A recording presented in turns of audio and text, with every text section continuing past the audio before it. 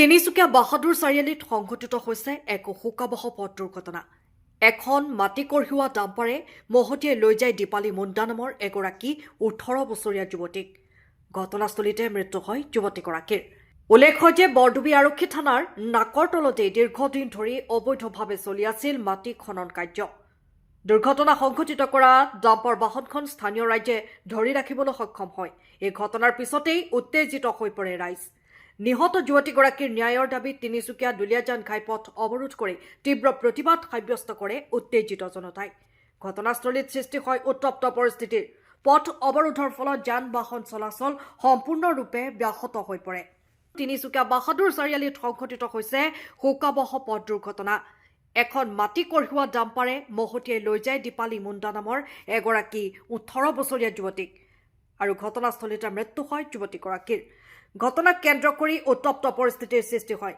নিহত যুৱতীগৰাকীৰ ন্যায়ৰ দাবীত তিনিচুকীয়া দুলীয়াজান ঘাইপথ অৱৰোধ কৰি তীব্ৰ প্ৰতিবাদ সাব্যস্ত কৰে উত্তেজিত জনতাই। পথ অৱৰোধৰ ফলত যান বাহন চলাচল সম্পূৰ্ণৰূপে ব্যাহত হৈ পৰিছে। হয়, আমাৰ এই বাহাদুৰ চাৰিআলিত মাটিৰ একচুৱেলি মাটিৰ সিন্ডিকেট ক'ব পাৰি।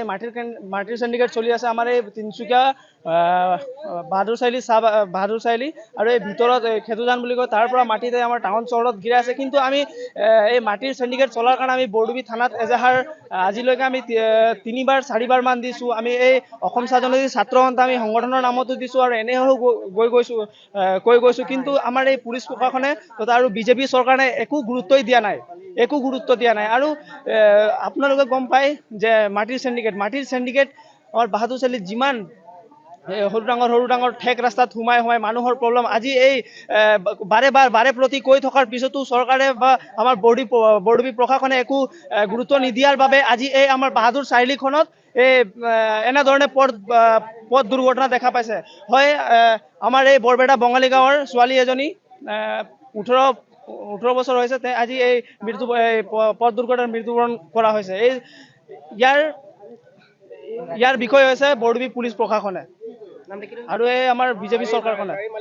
আৰু আমাক গাড়ীৰ মালিক নাজানো, কিন্তু আমাৰ এই যেতিয়ালৈকে আমি ন্যায় নাপাওঁ তেতিয়ালৈকে আমাৰ ডেড বডি নুঠিব আৰু গাড়ীৰ মালিক যেতিয়ালৈকে নাপাওঁ তেতিয়ালৈকে আমি একো কৰিব নোৱাৰিম। গাড়ী মালিক লাগে, তাৰ পাছত আমাক ন্যায় লাগে, আৰু যেতিয়ালৈকে নহয় তেতিয়ালৈকে আমি বহি থাকিম। আমাৰ এই স্পষ্ট কথা।